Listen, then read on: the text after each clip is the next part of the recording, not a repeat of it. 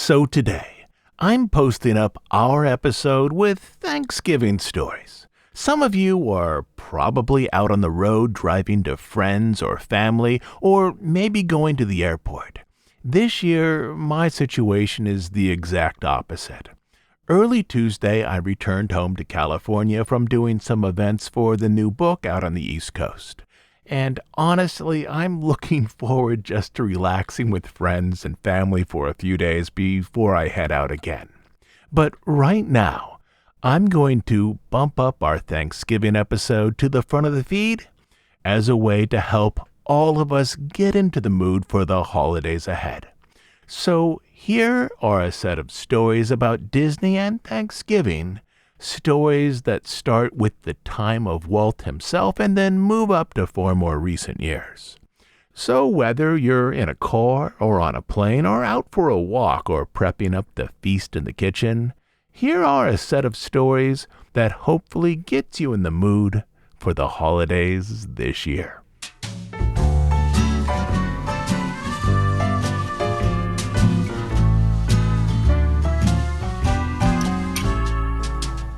Let's start with this. In a world before TV and the internet, how does a studio get its characters in front of tens of millions of viewers? Let's say the year is 1934, just before Mickey Mouse turned 6. How do you pull this off?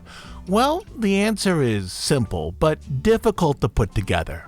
You create a spectacle, something larger than life, a dream that perhaps floats above a city, as such images will be carried in newspapers and magazines and newsreels across the country. More specifically, you create an enormous inflatable balloon of Mickey Mouse, something that needs to be held down by 40 men, and then place it in what was then called the Macy's Christmas Parade, later known as the Macy's Thanksgiving Day Parade. These balloons now have their own traditions, but back in the early 1930s, they were conceived of as upside-down marionettes. A traditional marionette is a puppet whose master stands above it with the strings falling down to the puppet's head, hands, and feet. Pull a little string, and the puppet who is below raises its hand. The enormous Macy's balloons are, in a way, marionettes in reverse. Instead of a small puppet fixed below a puppeteer on a stage, the Macy's balloons were imagined as enormous puppets who hovered above a team of puppeteers with their strings not rising to the hands that controlled it, but instead falling down to a group of trained people below who moved these enormous balloon puppets down the street.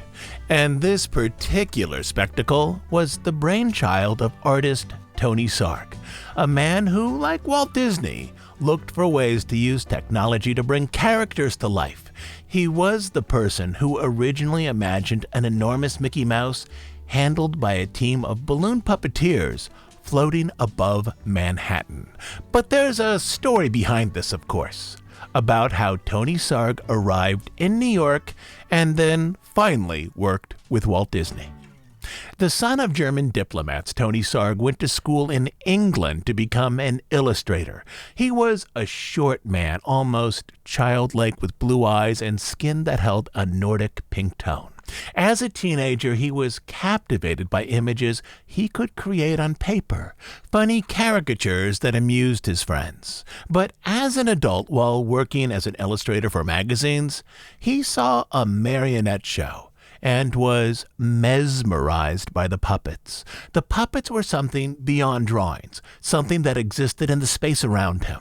Though he wanted to see the inner workings of that puppet show, the owners of the theater wouldn't allow him backstage. The work of puppetry, at least there, was a guarded secret, so as to protect the magic of what appeared on stage.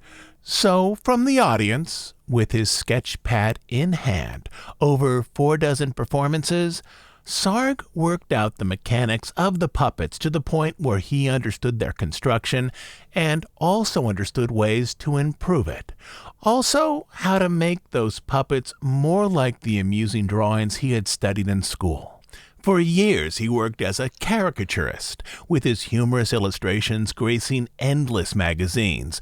But he also worked on his puppets, where he was particularly interested in how mechanical elements might add new forms of movement to marionettes.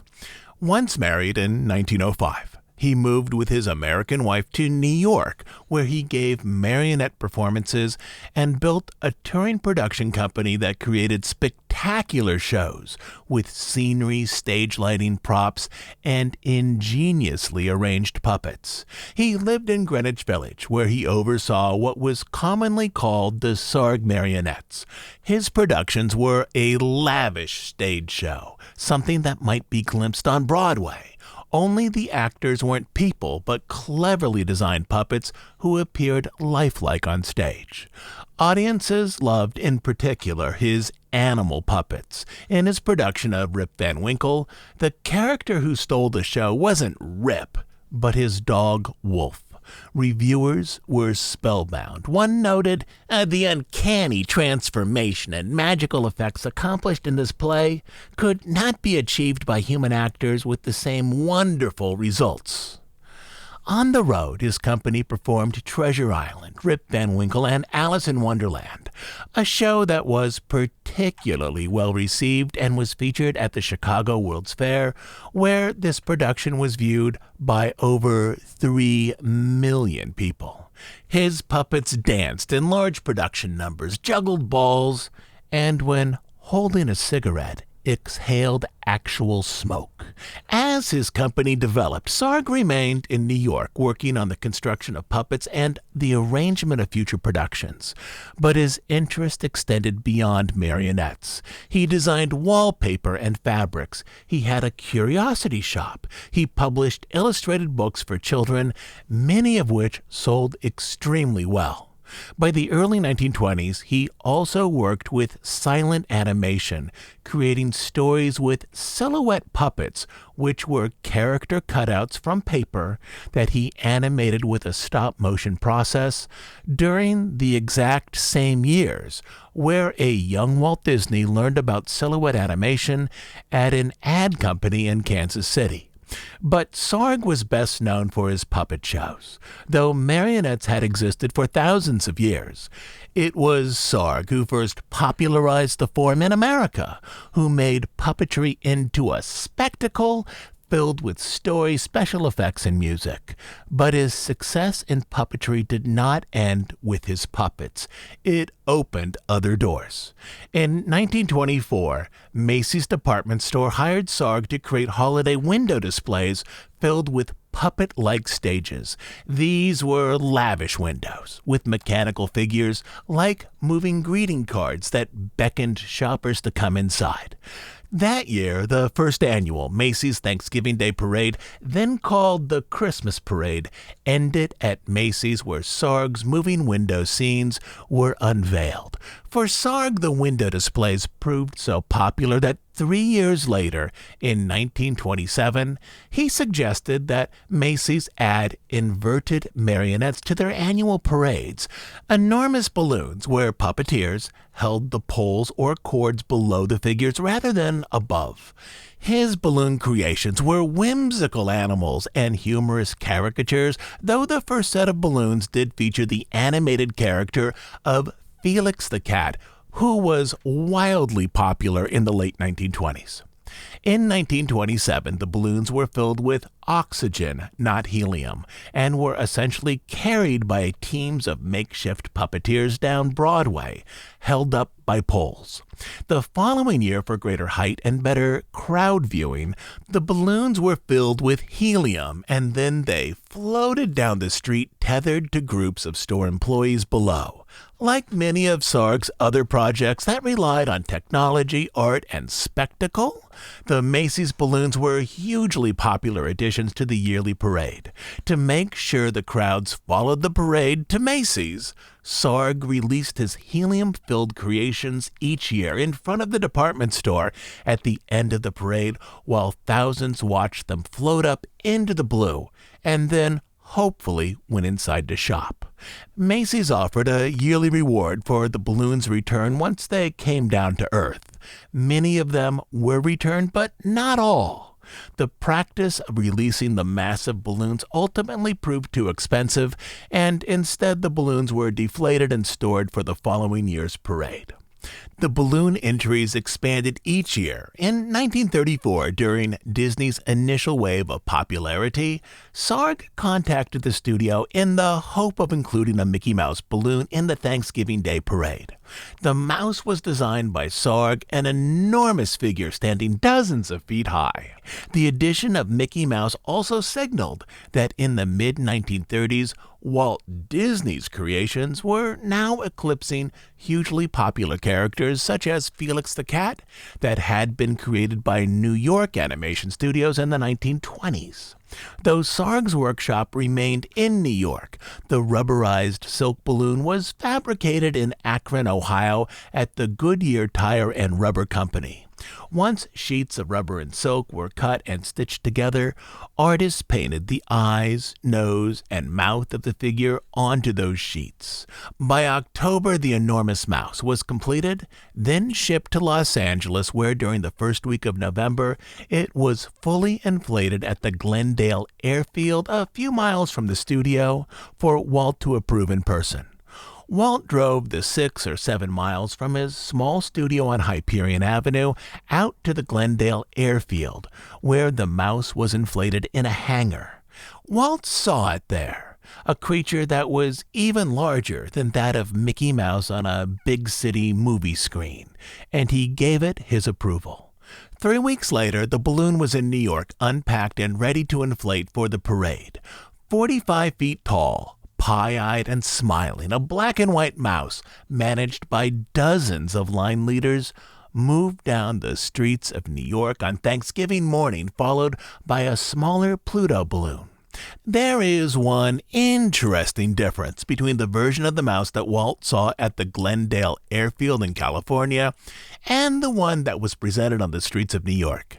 The finished Mickey Mouse now carried a shiny star on its chest. The star had nothing to do with law enforcement, though it did look like a sheriff's badge.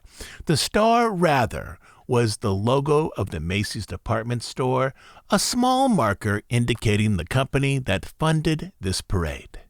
Images of this massive mouse towering over the crowd were featured in newsreels and newspapers around the world. After the parade, Tony Sarg would continue with his work on drawings, puppets, and balloons. In the 1930s, he used more sophisticated mechanics to animate his show windows at Macy's, similar to early shows later developed for Disneyland. Though the paths of Tony Sarg and Walt Disney wouldn't cross in meaningful ways after that Mickey Mouse balloon, Sarg would train the next generation of puppeteers in New York, who in turn trained people like Jim Henson, who would later find a life with the Disney Company. Toward the end of his life, Tony Sarg visited Los Angeles, where reporters asked him about his connection with Walt Disney. Sarg understood their questions. Both he and Walt Disney had risen up out of illustration and caricature to make new art forms. Sarg's art form was mostly with puppets, though he still drew and created illustrated books, and Walt's art form was mostly in cartoons, though now he created animated features with stronger dramatic tones. With newspaper reporters gathered around him, Sarg considered his answer, how to explain that a common artistic impulse moved through him and Walt Disney, a desire to transform humorous drawings into something more. Finally, he said, "The kind of thing Disney and I do is distinctly American. It is whimsy rather than cartooning and lampooning. It is a refinement of the newspaper comic papers and funnies, so characteristically American." For Sarg, this artistic impulse over his life led him to transform the humorous images of his drawings into puppets, mechanical toys, and into wondrous balloons larger than many buildings.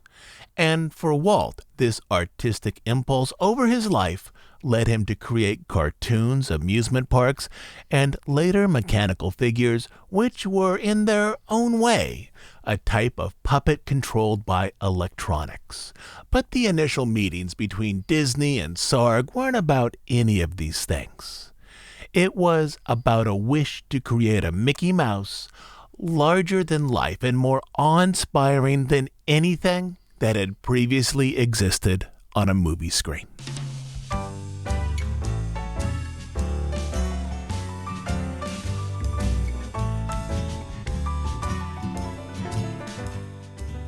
Three years after, Mickey first appeared in the Macy's Thanksgiving Day Parade. In fall of 1937, the Disney studio, moving away from cartoons, was then focused on the release of its first feature, Snow White. PR activity leading up to the release was substantial. Disney had arranged with companies to create tie-in merchandise such as a tea set, paper dolls, and even a wind-up Dopey toy.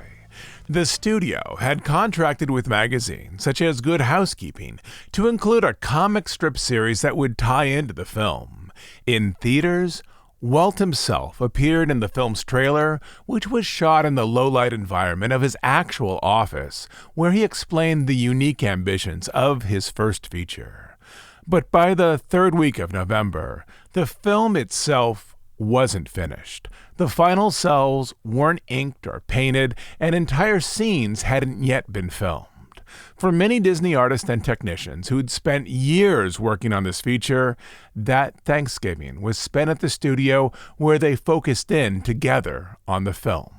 Robert Cook recalled coming to the Hyperion studio and working alongside others, even though most everyone else in town had the day off. Quote, "We worked Thanksgiving Day," he said, "and director Dave Hand sent out for a turkey, and we had our Thanksgiving dinner on the soundstage." 2 days after Thanksgiving, on Saturday, November 27th, the final cells were passed through ink and paint.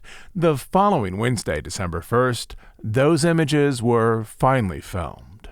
5 days later, the studio secretly premiered the film at Fox Pomona, a big theater in a little town east of Los Angeles. To record the reaction of the audience, Walt directed girls from his steno pool to, quote, "sit upstairs and one downstairs, and take notes on the stenotype machine about when the laughs came and when they ended." The crowd believed that they were seeing a romantic comedy, but instead would see a rough cut of Walt Disney's first feature. A film whose art wasn't even finished 10 days earlier, as artists and technicians spent their Thanksgiving not around a family table, but instead working on a film that families would watch on many holidays yet to come. Today, Thanksgiving is somewhat of a lost holiday at the Disney parks, having been swallowed up by the winter holidays. But during Walt and Roy Disney's lifetimes, these were two different holiday periods. Thanksgiving was its own holiday in November with its own traditions, and then only after Thanksgiving was over did the wreaths, ornaments, and trees show up in the parks, typically around the second week of December. There are some small touches of Thanksgiving now in the parks. Many table service restaurants offer turkey and mashed potatoes on that Thursday, but in the early years of both Disneyland and Disney World, Thanksgiving had its own unique celebrations separate from the holidays of December. It's unusual to consider it now, but there was a time a few decades ago when sections of Disneyland were dressed for the Thanksgiving holiday, and Disney World as well had its own traditions. In 1959, Disneyland held its first large Thanksgiving event. For 4 days, from Thursday, November 26th to Sunday, the 29th, the park transformed Frontierland from a 19th century Western outpost to the stage for a 17th century banquet at the Plantation Restaurant. The Plantation Restaurant was one of the nicest establishments in the park in the 1950s, located roughly where the Haunted Mansion now stands, with its specialty being fried chicken. But for Thanksgiving, the waitstaff dressed in pilgrim costumes to serve a traditional turkey dinner from noon until 5 p.m. with the park closing at 7. The surrounding area was more deeply dressed than usual as a Native American settlement, with Native American elements arranged throughout Frontierland. In addition, the cast of the Disney TV show Zorro offered a parade and stunt show arranged around the Golden Horseshoe Saloon, with gunplay atop the buildings and a sword fight on the upper decks of the Mark Twain. The cast of the in-park extravaganza featured the star of the TV show, Guy Williams, but for the more exciting sequences of the performance, a stunt double played the role of Zorro as well, though with the wide black mask, no one really noticed. Out in Florida, Thanksgiving always holds a special meaning for the longtime managers of the resort. Back in 1971, as managers worked to prepare the Magic Kingdom for its grand opening on October 1st, they saw reports in papers that thousands and thousands were expected to attend the first day. One paper even estimated as many as 100,000 people, a crazy figure, would soon descend on Disney World. But as they moved toward that opening date, the company floated a more modest attendance range for the press. Specifically, they said, quote, 20,000 to 30,000 or more visitors each day, perhaps slightly less on the first day as construction wrapped up. But the first official day of operation was a disappointment.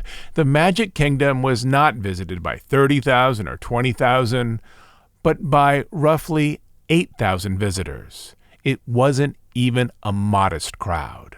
The official number was just over 10,000 people, but to get to that number, executive Dick Nunis would later explain, quote, "We had to count all the comps coming through the back gate, as it would have been a public embarrassment to post a number below 5 digits. The turnout was particularly disappointing to Roy Disney, who had spent the last 4 years focused on the project, trying to fulfill his brother's final dream. Quote, Roy, Dick Nunis recalled, was really livid about it.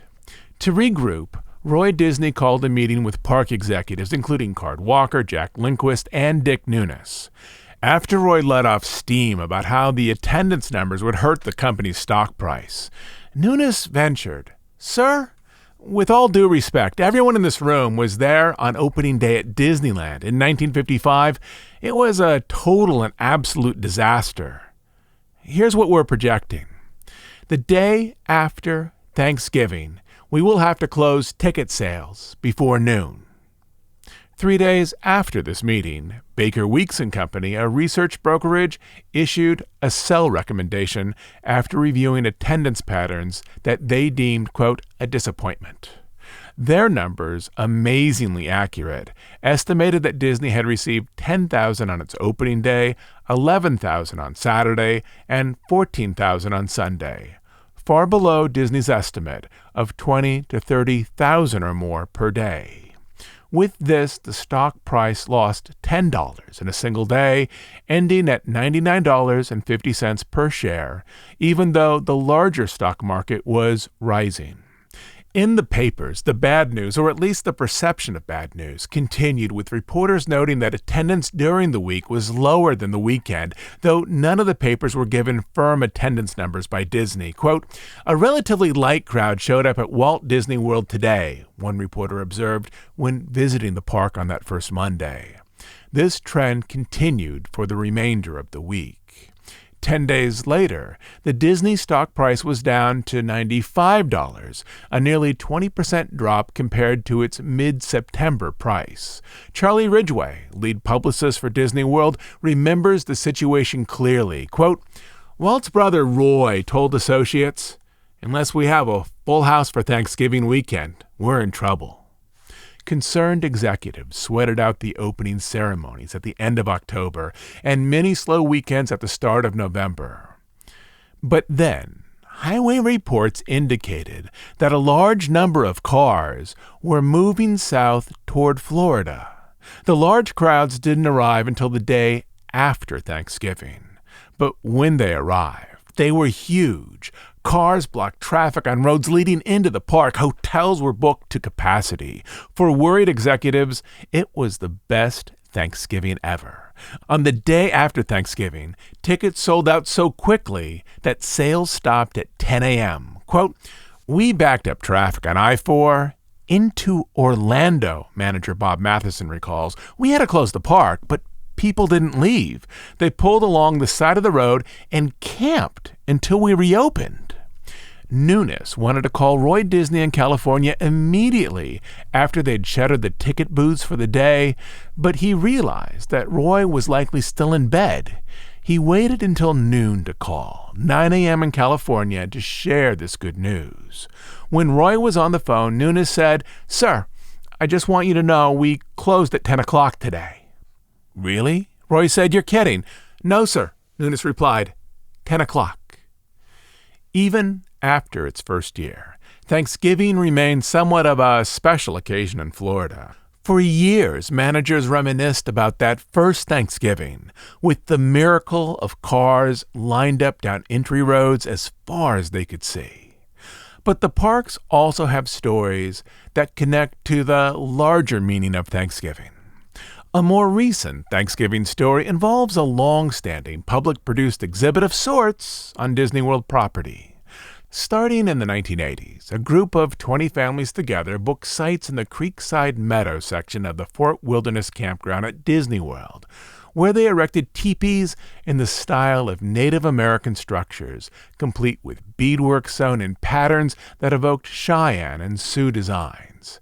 I should point out that this tradition appears to have grown out of the Boy Scouts with its exploration of Native American culture, history, and mythology, rather than a group comprised of individuals of Native descent.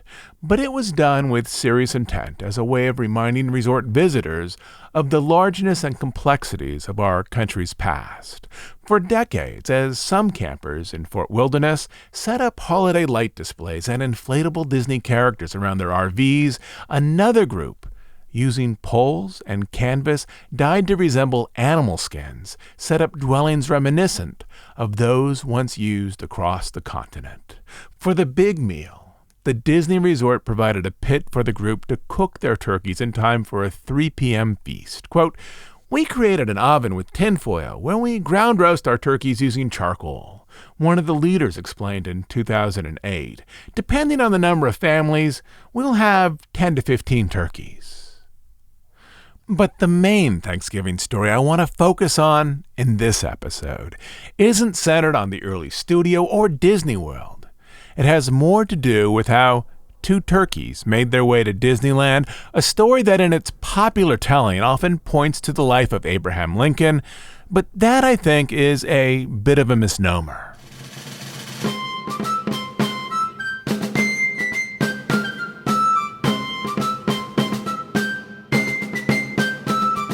The first Thanksgiving, of course, refers to a meal attended by Native Americans and European pilgrims in October 1621 after their first harvest. George Washington, the first American president, proclaimed a day of Thanksgiving on October 3, 1789.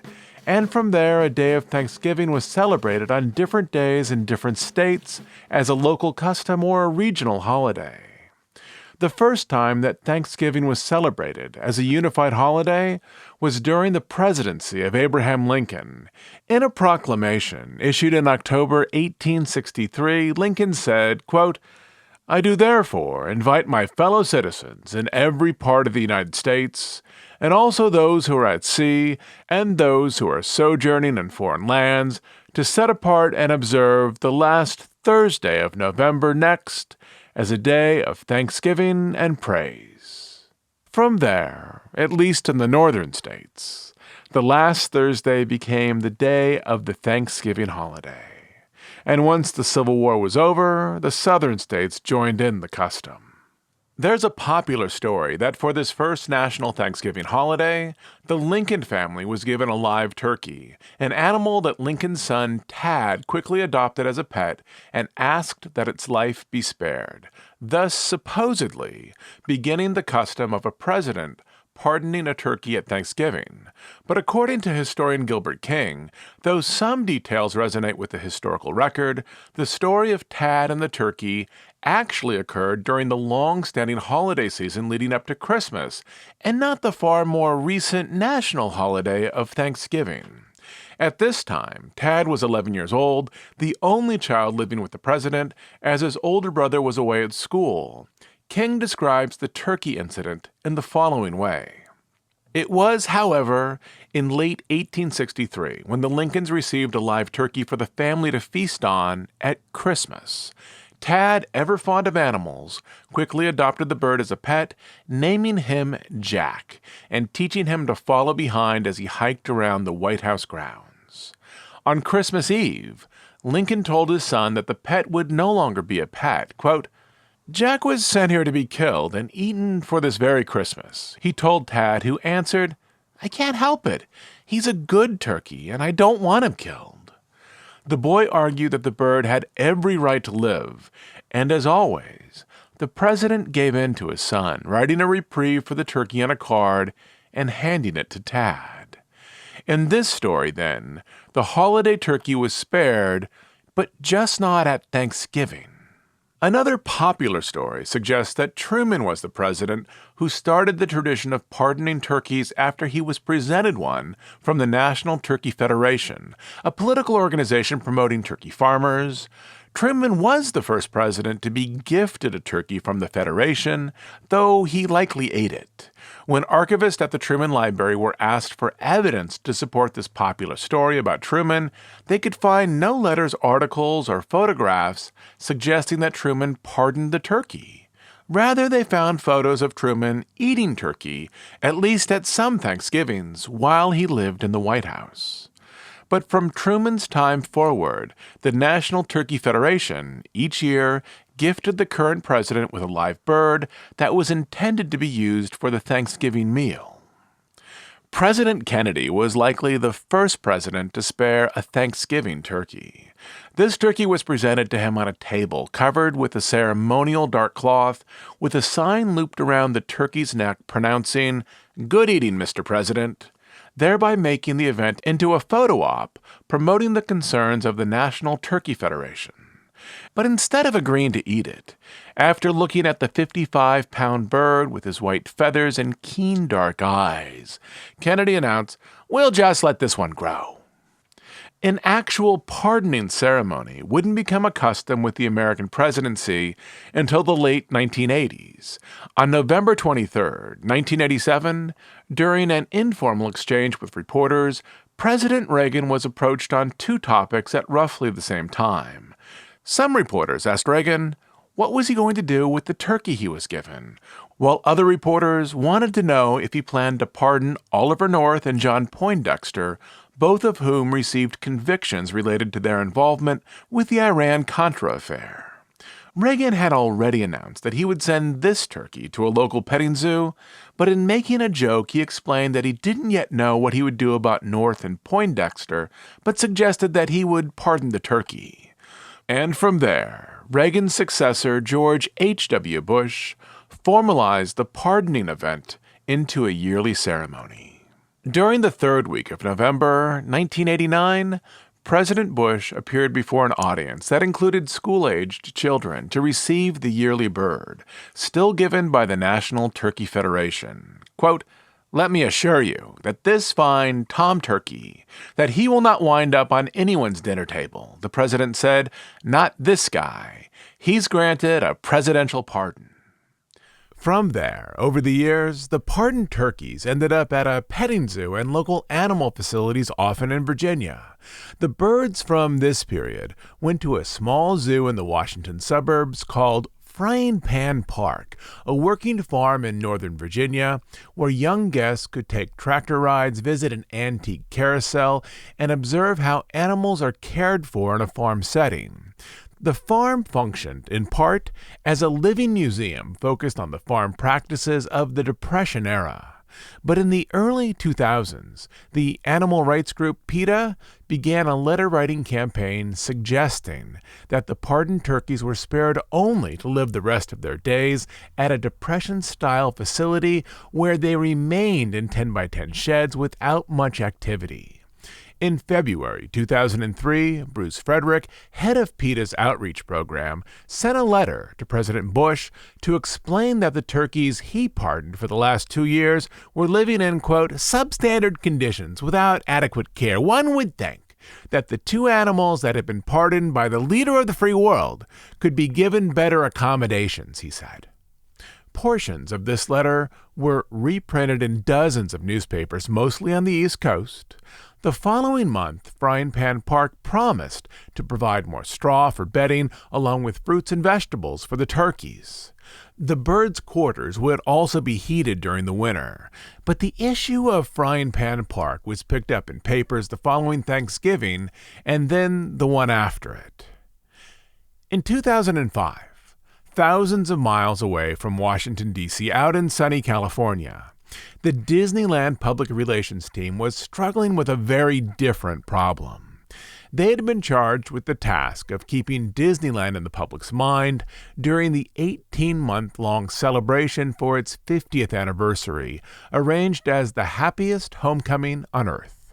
The celebration officially started in May with an elaborate press event, then progressed to the official July 17th anniversary of its opening date, with crowds lining up overnight to enter the park. But for the traditionally slow months in autumn, the PR team faced the challenge in turning national attention back to Disneyland. Toward the end of summer, while planning events for the coming months, Tim O'Day, the director of publicity for the resort, was having a working lunch at the ESPN Zone in downtown Disney to discuss possibilities to keep the excitement of the summer moving through the months ahead. His wife had recently told him that he should avoid red meat if possible, and so as he sat there with a turkey burger in his hand, he considered possible PR opportunities for the park when he noticed what he was eating. You know, he said, every year the president pardons a turkey. Around the table, people looked up at him, a little confused. Every year, he repeated, the president pardons a turkey. So what's that make the turkey? Again, those around him still weren't entirely sure where this conversation was going. If he's not Thanksgiving dinner, O'Day said, he's the happiest turkey on earth. At this point, everyone there saw the possibilities. After the meeting, people from Disney reached out to their connections in government, who explained that the White House didn't oversee the program. It was overseen by the National Turkey Federation. Disney officials then approached the National Turkey Federation, who saw that housing the pardoned turkeys at Disneyland, especially in light of that PETA letter-writing campaign, as a better option than Frying Pan Park. From there, the event found its own electricity in the press, that turkeys were going to fly in a plane across country to be the grand marshals in a Disneyland parade, only at that time Disneyland didn't have a Thanksgiving Day parade. Disney would instead create a Grand Marshal unit to lead the parade, which included a float with a see-through enclosure for the turkeys, as by this point, the Federation was donating 2 turkeys for the White House event. With only a 2-month lead time, teams across Disneyland, special events, publicity, entertainment, and so on, worked to assemble one of the most unusual events in the park's history. Over in Minnesota, James and Vicki Trites, who had been raising turkeys on their farm for Thanksgiving, separated out 30 toms into a special enclosure where they were hand-fed, regularly handled, and acclimated to people, as 2 of these birds would need to be comfortable when handled by the president and other guests. Out of that group, an official turkey to be pardoned was chosen, as was an alternate, which school-aged children around the country named by way of vote Marshmallow and Yam. On the 3rd week of November, James and Vicki Trites took the 2 birds to Washington, D.C. By now, they treated the birds as exotic pets, handling them regularly so they'd be ready for their presidential audience. Though in warmer years, the ceremony took place outdoors. On Tuesday, November 22nd, President George W. Bush stood in the Eisenhower Executive Office Building as James Trites, dressed in a dark suit and white shirt with pressed French cuffs, placed a 35-pound, 18-week-old turkey with white feathers named Marshmallow on a table covered with a dark blue cloth before the president. The alternate yam was kept outside the room. The president looked out over the audience, then said, "This year is going to be a little different. Marshmallow and Yam were a little skeptical about going to a place called Frying Pan Park. I don't blame them. So I'm proud to announce that Marshmallow and Yam will serve as honorary grand marshals at Disneyland's Thanksgiving Day Parade, and they'll go on to spend the rest of their natural lives at Disneyland." After the presentation, the president invited a group of children up to pet Marshmallow as photographers snapped shots. "The White House is called the People's House," Bush added, "and we're going to call Marshmallow and Yam the People's Turkeys." Once the event was over, the two birds received a police escort to the airport, where they were flown first class at Disney's expense, along with the Trites, to California.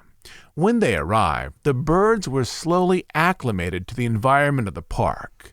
On Thanksgiving, Marshmallow and Yam were loaded into the plexiglass enclosure atop the Grand Marshal's float backstage. As a truly unique Grand Marshal in an afternoon parade down Main Street, Marshmallow rode inside of a clear plexiglass enclosure on a float surrounded by 14 children in pilgrim costumes and a host of Disney characters, including Chicken Little. A sign across the float announced "The Happiest Turkey on Earth." From there, images of the parade showed up on the evening news. It was talked about on morning shows and The Tonight Show, becoming a cultural touchstone for the holiday season of 2005, one of the most successful publicity events in the history of the resort. And out at the park in the days after the parade, the two turkeys settled into a habitat in part of the Big Thunder Ranch section of Frontierland next to the Reindeer Roundup, with Disney intending to care for the birds for the remainder of their lives. A sign announced the birds as Marshmallow and Yam, the birds pardoned by the president. Even PETA appeared satisfied with this solution. Quote, "I don't suppose we could have asked for any better than Disneyland in Southern California," said Bruce Friedrich of PETA. "They'll have mental and physical stimulation, as well as proper care and a nice climate." For Disney, the event not only showed their support of animal rights, but also became a successful press event, with photos appearing in papers across the country and video clips continually appearing on the news. 2 years later, in 2007, the two turkeys, the official bird and the spare, didn't go to Disneyland, but rather to Walt Disney World in Florida. Just like at the California park, these two birds, May and Flower, served as grand marshals for a Thanksgiving Day parade, where afterward they were placed in a viewing habitat behind Mickey's house, and after the holiday season were transferred over to Disney's Animal Kingdom. The event also marked the 60th anniversary of the National Turkey Federation's gift of a bird to the president. This unique custom of sending the birds to Disney continued until 2009, which in terms of marketing was tremendously successful, with the President of the United States repeatedly mentioning Disneyland or Disney World in tones of generosity and warmth from the White House. The custom ended because the birds were so well taken care of at the Disney facilities after years of receiving them. The parks, both in California and Florida, decided they didn't need to add to their population of domesticated turkeys, as with care, they can each live up to 10 years. After 2009, the birds were given to Mount Vernon, the former home of George Washington, then Morven Park, then Virginia Tech.